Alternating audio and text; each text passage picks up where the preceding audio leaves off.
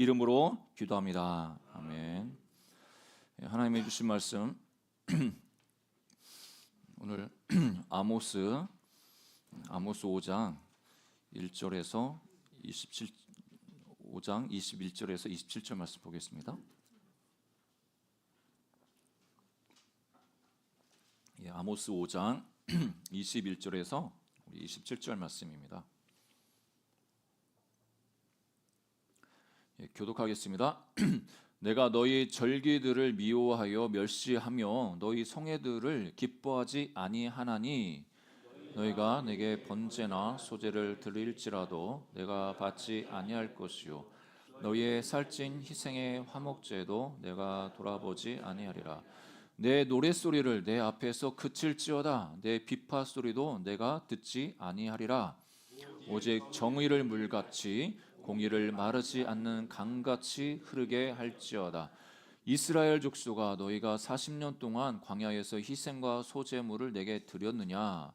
너희가 너희 왕 십국과 기운과 너희 우상들과 너희가 너희를 위하여 만든 신들의 별 형상을 지고 가리라. 같이 있습니다. 내가 너희를 다메섹 밖으로 사로잡혀 가게 하리라. 그의 이름이 만군의 하나님이라 불리우는 여호와께서 말씀하셨느니라. 아멘. 여러분, 제가 한 10가지 단어를 말씀을 드릴 텐데 한번 이 단어를 한번 들어보신 적이 있는지 한번 여러분 생각해 보십시오. 옴니보어, 아보하, 토핑 경제, 페이스테크, 무해력, 그라데이션 K, 물성 매력, 기후 감수성, 공진화 전략, 원포인트 업. 저는 이거 보면서 나도 잘 모르겠다. 여러분 어떠십니까? 들어보신 적 있습니까? 안 들어보신 게 좀 당연할 수 있습니다. 왜냐하면 이게 2025년도 트렌드 코리아라고 해서 트렌드 코리아 2025년도에 트렌드가 되는 10가지 이제 그 키워드를 이야기를 하는데 이 김남도 교수라는 분이 그 각 분야 그 많은 분들과 함께 이 책을 그 다음 해 2025년도에 어떻게 돌아갈지 한 2024년 9월 정도에 이거를 해가지고 이제 책을 냅니다. 그래서 여기서 나온 이제 단어들이 그 어떤 그 주제들이 2025년도 어떻게 보면 하나의 뭐 어떤 트렌드가 될 수 있다 해가지고 이렇게 발표를 하죠. 우리가 듣지 못한 이제 많은 용어들을 이제 쏟아내는데 그렇다면 이제 2024년도 트렌드 여기 이 책 말고 그 작년에 낸 트렌드 책이 있습니다. 2024년도 트렌드 코리아 있는데 여기서 또 10가지 키워드를 이제 이야기를 했는데 우리가 2024년도로 올해 살지 않았습니까, 여러분? 올해 살아오시면서 혹시 이 단어를 좀 들어보신 적 있는지 한번 생각해 보십시오. 제가 한번 읽어드릴게요. 이 2024년, 그러니까 2023년도에 2024년도는 트렌드가 이거 될 거야 하면서 이제 발표한 건데 분초 사회, 호모 프롬프트, 육각형 인간, 버라이어티 가격 전략, 도파밍, 요즘 남편 없던 아빠, 스핀오프 프로젝트, 디토 소비, 리코드 폴리탄, 돌봄 경제. 여러분 어떻습니까? 올 한 해 살면서 이 단어 한번 들어보셨나요? 이게 올해 트렌드라고 해가지고 작년에 발표를 했었습니다. 저도 그렇지만 뭐 대부분 어떤 뭐 패션이라든지 어떤 사업에 있어서 그 사회 분위기를 이끌고 뭐 소비를 이끌어 가기 위해서 그런 흐름들에 민감한 또 분야가 있지 않습니까? 근데 그런 분야에서 종사하지 않는 이상은 뭐 이런 것들이 실제적으로 내 삶에 어떻게 다가와 오는지 이게 무슨 의미가 있는지 좀 의아해할 수가 있을 것 같습니다. 저도 뭐 매년마다 바뀌는 게 얼마나 심합니까? 뭐 지난주부터 어떻게 보면 우리나라가 이렇게 계엄 선포하고 이렇게 탄핵 이런 게 있을 줄이야 뭐 지난달에도 우리가 상상도 못했지 않습니까? 그러니까 매번 이렇게 이 바뀌는 속도가 너무 빠르기 때문에 그런 그 빨리빨리 변하는 이 사회에서는 살아남기 위해서 많은 사람들은 그 사업하는 많은 사람들은 앞으로의 그 트렌드가 무엇이 될 건지 고민하면서 준비를 합니다. 그렇지만 일반 그 이 삶을 살아가는 우리들에게 있어서 그 업종에 종사하지 않는 이상 이런 것에 조금 민감하지 않을 수가 있죠. 저도 마찬가지인데 그런데 이렇게 빨리 변하는 이 사회 속에서 우리가 정말 질문해야 될 것이 있다고 믿습니다. 그러니까 앞으로 뭐가 변화될 거냐, 앞으로 뭐가 살아남고 뭐가 죽은 사업이 될 거냐, 이런 것도 아는 것도 참 중요하지만 우리가 일생 동안에 무엇이 변화되지 않는지, 우리가 이 변화되는 이 세상에서 변하지 않는 그것을 붙잡고 가야 되는데 그것이 무엇인지 우리가 그것을 고민하면서 그것을 답을 찾기 위해서 노력하고 있는지 좀 질문해 볼 필요가 있는 것 같습니다. 그러니까 우리는 그러니까 변하는 이 사회 속에서 살아남기 위해서 우리도 같이 변하기 위해서 노력을 합니다. 그렇지만 이 세상이 변화돼도 변하지 않는 것이 있죠. 그러니까 하나님도 이 세상에 우리가 뭐 트렌드를 쫓아가라, 트렌드를 잘 면밀히 연구해가지고 민감하게 반응해라. 교회의 사명은 이 시대 트렌드를 읽어가지고 앞서가는 뭔가를 제시해가지고 이끌어가는 거다. 이렇게 말씀하지 않습니다. 그러니까 이 성경에서도 그렇지만 우리 교회가 할 일들이 있는데 그게 다른 게 아니라 하나님을 예배하는. 그러니까 어느 시대, 어느 문화, 뭐 시대가 바뀌고 문화가 바뀌어도 하나님을 예배하는 이 정신은 만큼은 바뀌지 않는 거죠. 그런데 하나님을 예배하는 그 형태는 바뀔 수 있지 않습니까? 그 문화에 따라서 그 예배드리는 형식이 바뀔 수 있는데 그렇지 하나님께서 우리에게 요구하시는 것은 예배를 드리는 그 예배자의 그 정신, 예배자가 어떤 사람이어야 되는가 이거에 대해서는 끊임없이 성경을 통해서 우리에게 가르쳐 주시는 것이 많이 있습니다. 오늘 본문은 오늘 요즘 우리가 묵상하고 있는 아모스 본문 아니겠습니까? 그 아모스 선지자는 어떻게 보면 남유다 사람인데 북이스라엘에 가서 말씀을 선포한 사람입니다. 이 시대로 말하면 남쪽에 있는 제가 하나님 부름을 받아서 북한에 가가지고 말씀을 증거하는 거예요. 그래서 어떤 신학자는 이 아모스를 향해서 하나님의 긴급 조치다 이렇게 표현합니다. 예, 긴급 조치하면 비상계엄 이렇게 생각하는데 긴급 조치 하나님께서 그 북이스라엘이 너무 상태가 안 좋으니까 긴급 조치를 취하신 거예요. 그 긴급 조치가 뭐냐? 아모스를 깨워가지고 그 아모스도 일반 선지자가 아니에요. 요즘 말하면 평신도인데 뭐 하는 사람이냐? 농사 짓는 사람인 겁니다. 이 뽕나무 재배하고 이 목자, 양들 키우는 사람인데 그래도 이 아모스라는 사람은 목자 중에도 이 목자라는 히브리 단어를 쓰는 게 여러 가지 표현이 있는데 이 그 표현을 보면 좀 부유한 목자인 것을 이제 알 수가 있습니다. 그러니까 일반적으로 자기가 소그룹으로 집에서 몇 마리 키우는 이런 목자라기보다는 조금 부유한 목자인 것을 성경에서 히브리어를 통해서 알 수가 있습니다. 아무튼 이 아모스를 하나님께서 깨워가지고 이 북이스라엘에 보내서 말씀을 선포하시는데 북이스라엘 상황이 어떤 상황이 있냐? 북이스라엘의 상황을 쭉 살펴보면 우리가 말씀 묵상하면서 아시겠지만 이 시대의 상황이랑 다를 바가 없습니다. 비슷합니다. 그러니까 시대가 바뀐다고 하지만 그 시대에 통용되는 그런 문화라든지 사람들의 태도 이런 부분들은 변하지 않고 그대로인 것을 봅니다.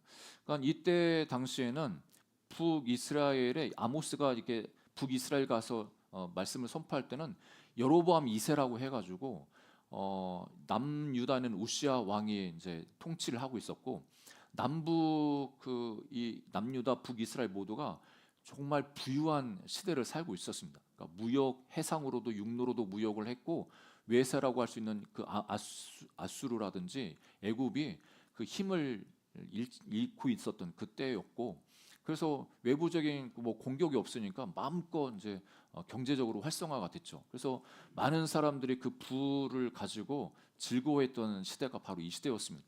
그래서 이제 포도주나 곡식을 팔아가지고 부자 돼서 유산계급이라는 그 계급층도 생겨났고, 그리고 이 사람들이 얼마나 돈이 많았냐면 사치를 하기 위해서 여름 별장, 뭐 겨울 별장 이런 것도 지었고, 또 수입품 중에서 고가인 이 상하용으로 만든 그런 걸로 집을 장식하고, 그런데 부자는 정말 그렇게 많이 이렇게 계속 부유함을 누렸지만, 그렇지만 가난한 사람들은 엄청나게 이제 어려운 삶을 살았습니다.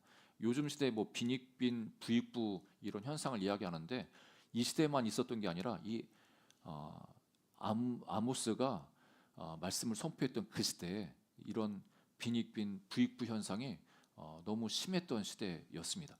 그래서 사회적 양극화가 심각하게 된 이 상황에서 어떻게 보면 약자들이 보호받을 수 있는 그 많은 방법 중에 하나가, 자기가 억울한 일을 당하면 재판에 가서 재판에서도 옳고 그름을 따져가지고 자기 억울함을 풀 수 있어야 되는데, 그 재판 전까지 타락한 시대가 바로 이 시대였습니다.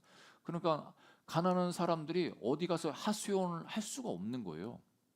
그런 악한 이 시대 가운데 하나님께서 이 아모스를 깨워서 북이스라엘에게 경고를 하는 거죠. 그 경고 속에서 하나님이 뭐라고 말씀하시냐면, 이스라엘 백성들을 향해서 예배에 대해서 이렇게 하나님을 예배한다고 예배하는데 그 예배에 대해서 계속 거부하는 말씀을 하십니다. 그러니까 이스라엘 백성들은 자기들이 누리고 있는 그 부를 가지고 하나님을 예배한다고 이렇게 하나님 앞에 나가는데, 하나님 그거 싫다고 말씀하시는 거죠. 오늘 본문 보기 전에 아모스 4장 4절 5절에 보면 그때 당시 분위기를 좀 알 수가 있는데, 너희는 베델에 가서 범죄하며 길갈에 가서 죄를 더하며 아침마다 너희 희생을 3일마다 너희 11조를 드리며, 좀 여기 이 표현은 조금 이 아모스 선지자가 비아냥거리면서 이스라엘 백성들에게 이렇게 꼬집는 거예요. 그러니까 이 베델에 가서 하는 행동은 이 사람들이 예배 드리는 거였거든요. 길갈에 가서도 예배 드린다고 예배 드리러 갔는데, 이 아모스 선지자가 볼 때는 그건 다 죄를 범하는 거나 마찬가지예요. 그래서 비꼬으면서 너희들 가서 베델에 가서 범죄해, 뭐 길갈에 가서 죄를 더해 하면서 이야기하는 게 3일마다 너희 11조를 드린다 이렇게 표현하는데, 그러니까 이 사람들이 너무나 부해지니까 뭐 일주일에 한 번, 그러니까 우리는 보통 한 달에 한 번 이제 사례를, 그러니까 우리 월급을 받으면 이렇게 11조 하지 않습니까? 이 사람들은 매일매일 버는 돈이 너무 많으니까 한 달 기다리기가 쉽지 않은 거예요. 일주일 동안 또 11조 하는 것도 너무 양이 많으니까 드릴 수 없는 거예요. 그러니까 3일 동안 이렇게 해서 11조 드는 것도 어마어마한 거죠. 그러니까 이 사람들이 부가 얼마나 많은지를 이야기를 합니다. 그러면서 누룩 넣은 것을 불살라 수은제로 드리며 낙헌제를 소리내며 선포하려무나 이스라엘 자손들아, 이것이 너희가 기뻐하는 바니라 주 여호와의 말씀이니라. 그러니까 이 사람들이 이렇게 자기들이 가지고 있는 그 부를 가지고 하나님을 섬긴다 예배한다고 하지만, 아모스 선지가 볼 때는 다 범죄하는 거고, 그리고 이스라엘 백성들이 자기 좋으라고 예배드린다 이렇게 꼬집는 겁니다. 그러니까 하나님을 기쁘시게 하는 예배가 아니라 너희들이 기뻐하는 바야 그런 게, 이렇게 이제 이야기를 하는 거죠. 여러분 베델이라는 곳이 잘 알듯이, 여러분 야곱이 바단 아람으로 갈 때 거기서 중간에 이제 돌베개 베고 잠을 잤던 곳 아니겠습니까? 그래서 꿈에서 사닥다리를 보죠. 그곳에서 이제 하나님을 만나 또 하나님으로부터 약속의 말씀을 받는데, 그래서 하나님의 집이다 이렇게 해서 베델이라고 합니다. 그 이스라엘 백성들에게는 이 베델이 성지였습니다. 어떻게 보면 그리고 또 이 길갈이라는 곳도 여러분 잘 아시는 것처럼 여호수아가 이제 요단강을 건너서 가나안 땅에 들어와서 진쳤던 곳이 길갈 아니겠습니까? 그 길갈에서 또 무슨 일을 했냐? 여러분 이 정복하러 이 땅에 들어왔는데 갑자기 하나님이 할례를 행하라 이렇게 말씀하시니까, 누가 진짜 그러니까 정상적인 사람이라면 그 말씀을 들으면 이거는 진짜 이건 미친 짓인데 이렇게 했을 겁니다. 왜냐하면 전쟁을 해야 되는데, 그리고 코앞에 어떻게 보면 적대 세력들이 있고 자기를 죽이려고 하는 사람들이 있는데, 할례를 행하면 며칠 동안 못 움직이지 않습니까? 그 소식을 스파이를 통해서 이렇게 알면 그 사람들이 먼저 공격해 오면 다 죽을 수 있는 상황인데 그래도 하나님 앞에 이스라엘 백성이 순종합니다. 그래서 이 순종한 그걸 가지고 하나님이 또 너무 기뻐하십니다. 그러니까 하나님은 이스라엘 백성들을 어떻게 보면 그런 어떤 테스트를 통해서 정말 하나님을 신뢰하는지, 이 전쟁과 이 모든 것들이 하나님 손에 있는 것을 이 사람들이 정말 믿고 있는지를 보기 원했던 거죠. 근데 이스라엘 백성들은 진짜 대책 없이 그냥 할례를 다 행해 버립니다. 그래서 결국에 하나님이 지켜주시고 전쟁에서 이제 승리하게 하셨습니다. 아무튼 이 베델과 길갈이라는 이 두 곳은 이스라엘 백성들에게 있어서 역사적으로도 성지이기 때문에 이곳에도 단을 만들어 놓고 성소를 만들어 놓고 제사를 드렸습니다. 이 여로보암 1세 때에도 이 북이스라엘 사람들이 남유다로 내려가서 예루살렘 성전에서 예배를 드리니까 그렇게 하지 못하도록 베델에 제단을 쌓아가지고 거기서 우상을 섬기게 했죠. 그러니까 우상 숭배의 역사가 이제 베델에서 제단을 쌓는 그때부터 이제 시작이 됐는데 하나님께서 그곳에서 드리는 그 수많은 예배들을 그것은 너희들 자신을 위한 예배지 나를 위한 예배가 아니라고 이렇게 말씀합니다. 그러니까 우리가 보통 하나님께 예배를 드린다고 이야기할 때 하나님 예배 드리면서 우리가 받을 은혜들을 기대하지 않습니까? 은혜 주시기를 기대하고 저도 예배 때 우리 성도님들에게 은혜 받고 은혜를 주시도록 간구하는데 그런데 하나님이 보실 때는 너희들이 와서 너희들 목적을 성취하기 위해서 예배 드리는 거지 정말 나를 생각해서 하나님 입장에서 나를 생각해서 나를 높이는 그런 예배는 아니라고 하나님이 단정 지으면서 이스라엘 백성들에게 그렇게 맹비난을 퍼부으시는 겁니다. 그러면서 오늘 본문에도 21절부터 23절에도 그 내용입니다. 하나님이 어떻게 하시냐면 이렇게 표현하시는데 내가 너희 절기를 미워하여 멸시하며 너희 성회들을 기뻐하지 아니하나니 그러니까 하나님이 이스라엘 백성들이 예배 드리면 드릴수록 더 괴로워하시는 겁니다. 더 괴롭다는 거예요. 너희들 좀 그만 좀 해라. 그만 좀 이렇게 말씀하시는 거죠.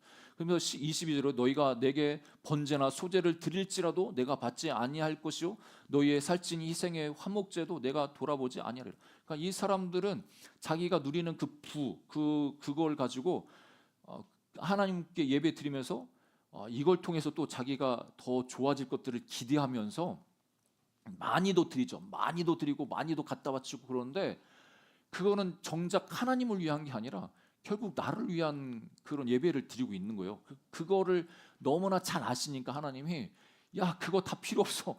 그것도 다 필요 없고 나는 그거 보지도 않을 거야. 이렇게 말씀하시는 거죠. 그러면서 23절에도 내 노랫소리를 내 앞에서 그칠지어다 내 비파 소리도 내가 듣지 아니하리라. 그러니까 하나님이 이스라엘 백성들이 찬양하고 하나님을 높여드린다는 그 예배도 그 찬양도 듣지 않는다고 듣기 싫다고 하시는 겁니다. 예, 음정 박자가 안 맞아가지고 그만 좀 해 이렇게 하시는 게 아니라 그 드리는 예배 자체 그 찬양 자체가 너무 하나님 앞에서는 하나님 보실 때는 자기 자신이 너무 괴롭다고 말씀하시는 거예요.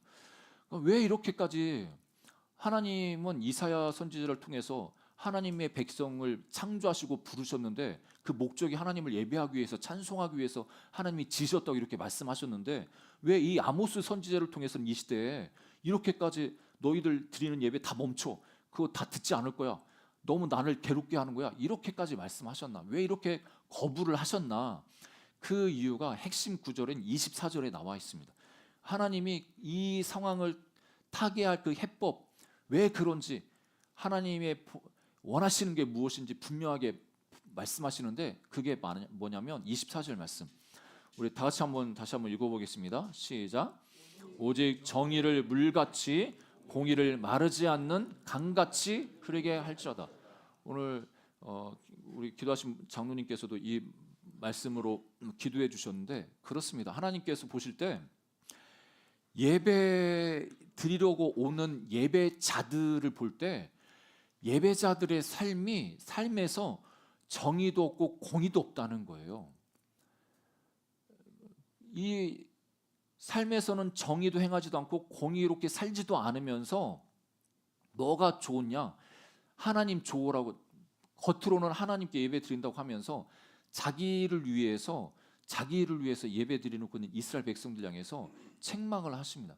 그 예배 가운데 이 정의와 공의가 결여됐기 때문에 하나님께서 그 예배를 싫어하시고 있음을 말씀하십니다.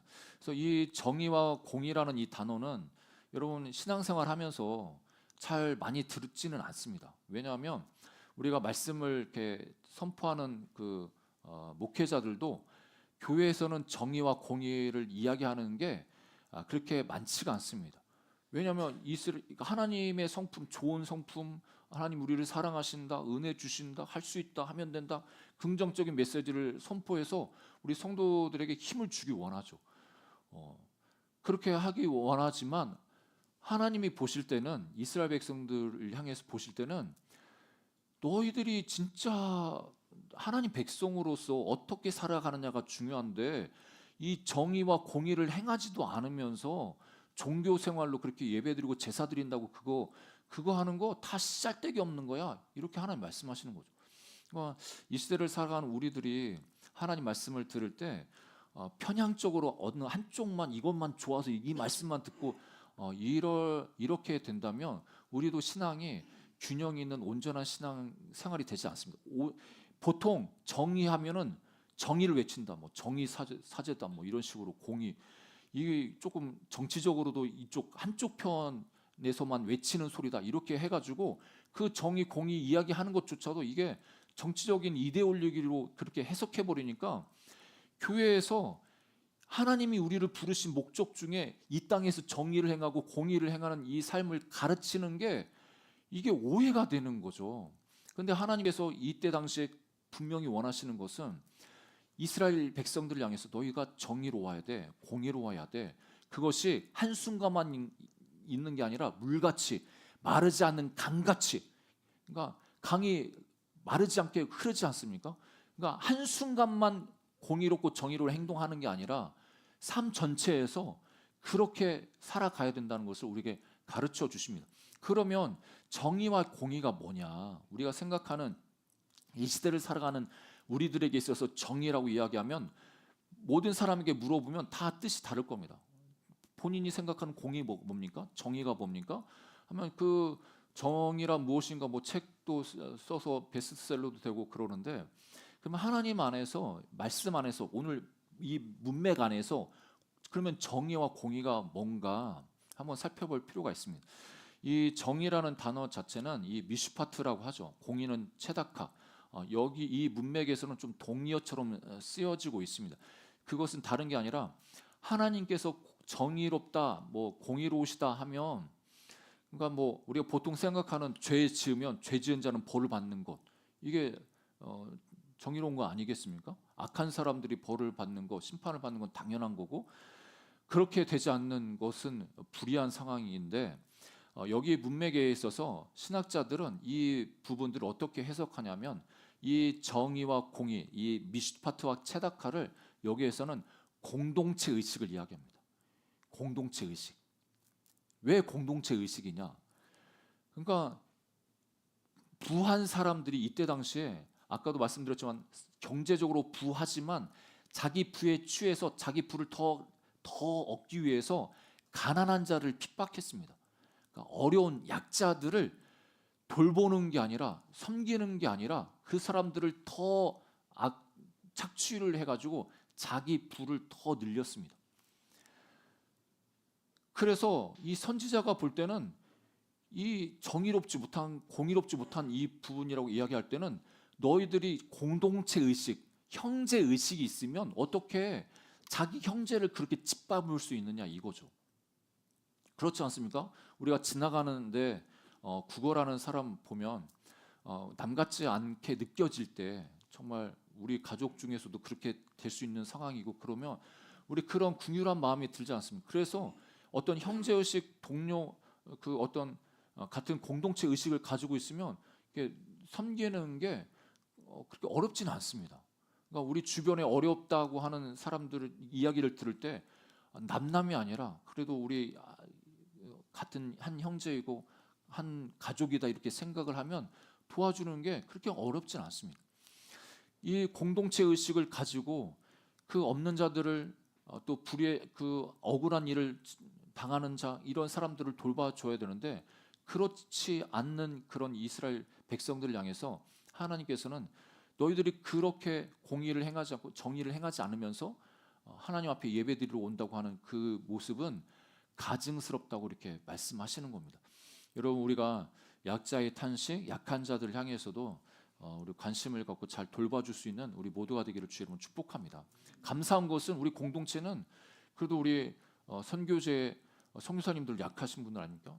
그뿐만 아니라 우리 사회적으로도 약한 자들을 위해서 우리 지역 사회에서도 이렇게 흘려 보내고 또 우리 공동체에서 약한 자들을 위해서 우리 여러분들이 구제헌금 해주시는 그걸 모아서 또 뜻 있는 곳에 그렇게 흘려 보내고 있습니다. 그러니까 여러분들의 그 마음 속에서는 어떻게 보면 이 약한 사람들을 돕기 위해서 그렇게 여러분들 스스로도 또 나름대로 이렇게 헌신하고 있는 거죠. 여러분 그 마음과 그 자세를 잊어버리지 않기를 주님의 이름으로 축복합니다. 그렇다고 해서 이 아모스 선지자가 예배를 완전 다 무시하느냐? 예배 그냥 그러면 윤리적인 삶, 그런 정의롭고 공의로운 삶만 살면 다 돼. 그러면 예배 안 드려도 돼. 이렇게 말하는 거냐? 그렇진 않습니다. 여러분 예배를 잘 드려서 하나님을 올바로 만나야 또 우리 삶의 변화가 일어나고 또 우리 삶에 있어서 또 변화 우리의 자신의 변화를 통해서 우리 주변도 변화되는 것을 경험할 수가 있는 겁니다. 우리 예수님 안에서 이런 정의와 공의가 풍성한 예배를 드리는 예배자들이 되기를 주의 이름으로 축복합니다. 말씀에 견을 맺으면 여기 아모스를 일컬어서 보통 정의의 예언자라고 합니다. 호세아 선지자는 사랑의 예언자라고 했다면 아모스는 정의의 예언자라고 합니다. 우리가 보통 정의를 이야기할 때 정의를 외치는 사람들, 이 세상에서 정의를 외친다고 하는 사람들을 보면 조금 뭐라고 해야 되나요? 그 되게 사나울 수 있습니다. 사납게 여기서 말하는 정의의 예언자가 사나운 뭐 이런 예언자가 아니라 마음에 그 공동체 의식을 가지고 사랑하는 그 마음을 가지고 약한 자들을 향한 긍휼을 가지고 그 사람들을 바로 세우려고 하는 그런 자세를 가진 사람, 그게 정의로운 사람인 거죠. 그래서 아모스서의 오늘 핵심 말씀도 5장 24절 이 말씀처럼 오직 정의를 물같이 공의를 마르지 않는 강같이 흐르게 할지어다. 그러니까 이 정의와 공의 자체가 그 이면에는 하나님의 사랑이 숨겨져 있는 거죠. 한 공동체로 한 몸으로 부르신 그 의식 가운데 그 사랑이 흘러감을 통해서 이 정의와 공의도 바로 세워질 수 있음을 우리에게 가르쳐 줍니다. 그리고 이 아모스는 이 하나님과의 관계에서 일차적인 게 재물이 아닌 것은 이제 계속 이야기를 하는데 우리가 보통 하나님 앞에 나와서 재물을 드린다, 예물을 드린다 이 의식을 다 가지고 있지 않습니까? 그러니까 이스라엘 백성들도 하나님 앞에 나갈 때 자기 삶이 바르지 않아도 뭐 공의롭지 않고 정의롭지 않아도 많은 재물만 가지고 하나님 앞에 나가면 뭐든지 하나님이 오케이 받아준다는 그런 잘못된 생각이 있었습니다. 그래서 하나님께서 외치는 거죠. 너희들이 그렇게 바치는 그거 내가 그거 없는 줄 아냐? 다 있어. 내가 뭐 그거 없는 줄 알아? 이렇게 이야기하시는데 이 시편 50편 10절 13절 말씀에 그 말씀을 이야기합니다. 이는 산림의 짐승들과 뭇 산의 가축이 다 내 것이며 산의 모든 새들도 내가 아는 것이며 들의 짐승도 내 것이미로다. 내가 가령 줄여도 내게 이르지 아니할 것은 세계와 거기에 충만한 것이 내 것이미로다. 내가 수소의 고기를 먹으며 염소의 피를 마시겠느냐. 그러니까 이스라엘 백성들을 향해서 하나님이 이렇게 경고하시는 겁니다. 야 너희들이 뭐 내가 배고파가지고 그 염소 피 못 먹어가지고 수소의 고기 못 먹어가지고 내가 그러는 줄 알아?